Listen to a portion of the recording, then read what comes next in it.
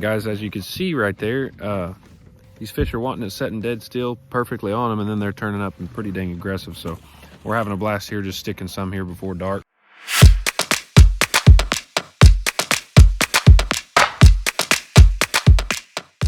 We are on Wister. This lake is 15 foot high, so things are going to be different than last year. We did pretty well here last year, but we're going to come in here this time with an open mind because the lake is so high. There's going to be some current getting pulled through and a lot of water still coming in. So I'm going to show you guys what I look for on the map and how I try to find these fish a little out of the current and still suspended this time of year. So I'm going to run you guys through it. Stay tuned. Let's go find some fish.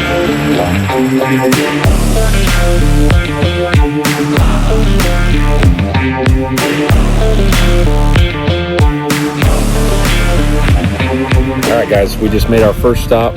I'm going to show you a little bit about the contour or what we're looking for to get out of the wind and current right now. It seems like the fish are super scattered, which was kind of what we were planning on it being, but we're finding a few crappie here and there.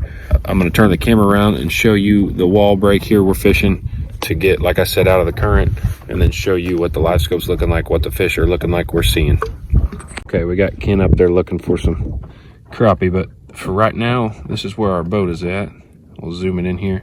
So you got a picture of the current is coming from the creeks of this lake, which we're on Lake Wister. Let me zoom her out here.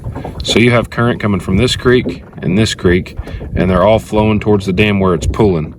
So zoom into our boat here, and you can see where this channel swings right here. There's a break. So where all this water is running, there's a little where it's going to be an eddy where it turns into calm water.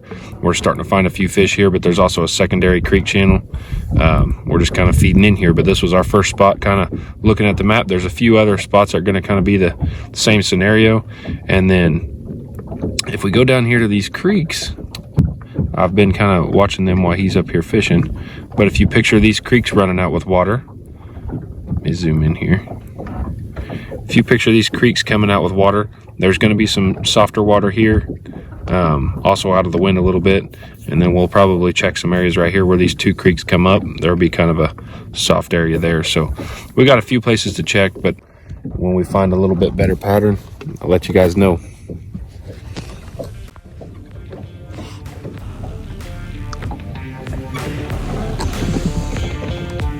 Right there, guys, is the wall I was talking about. It's current's coming this way. It's shielding us from all that.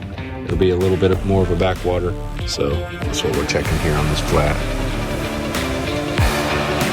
Something decent here. Let's see if these cameras show.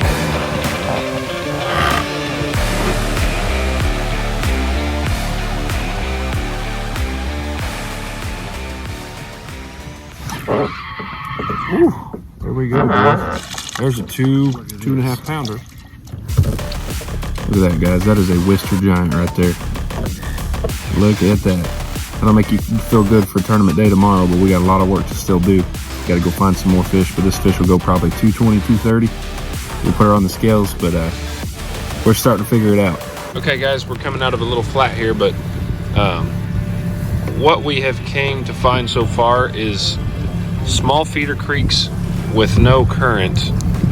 There's really not a lot of current in the lake anyways, but small feeder creeks with no current is what's bringing these bigger fish up. So right now what we're studying is small feeder creeks, and by feeder creek, I'm going to show you what I mean here. Hello. By feeder creek, I'm going to show you what I mean. So we have this bend of a channel coming right here, and there's a feeder creek right here that comes to it, and that actually runs, you can see the water here where that actually comes out. So that's a true feeder creek there, and big fish are living up in it. So we're going to look for other things on this map that look like that and try to duplicate it, see what we can find. Go for a little boat ride.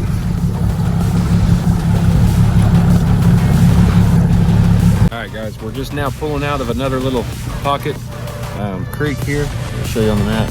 We're in the very back corner of this spot, and we actually just stuck probably a 140 or so on it. Guys, as you can see right there, these fish are wanting it setting dead still perfectly on them, and then they're turning up and pretty dang aggressive. So we're having a blast here, just sticking some here before dark. Here she comes. Yep. Oh, she missed it. Wow, swing and a miss. We'll get back on her. Can't be having that.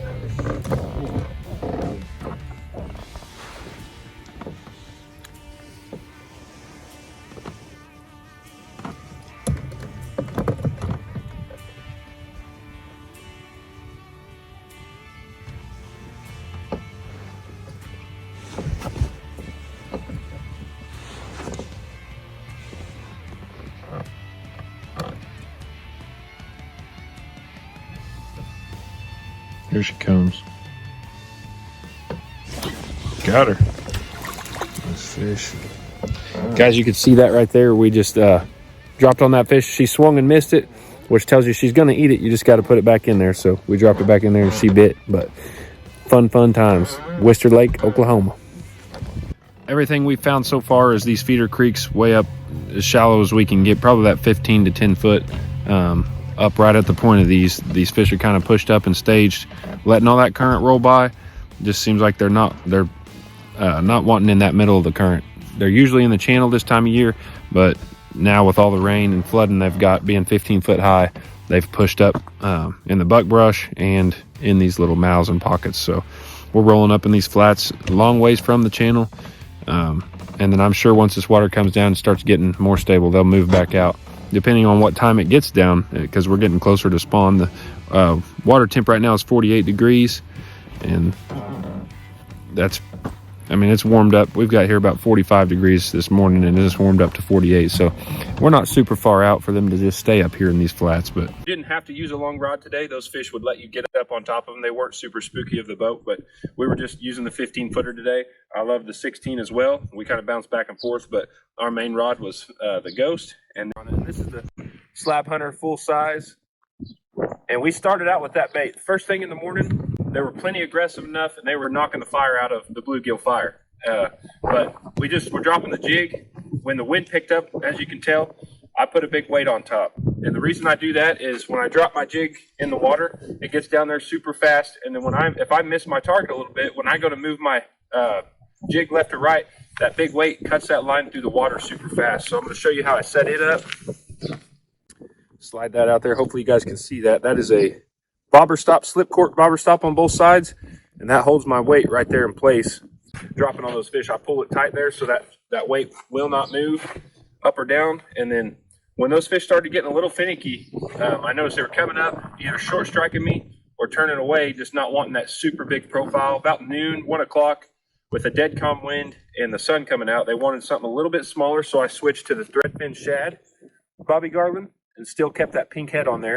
And that pink head really matches the bluegill fire really well, and I like that. The pink on the top and bottom. So hopefully you guys can see that. And then, like I said, the threadfin shad, I switched that bait, and it was a night and day difference. They started sucking it in. So first thing in the morning was a full-size bait. They were really aggressive, and then that feed cycle slowed down a little bit. I downsized, and they were sucking it right in. So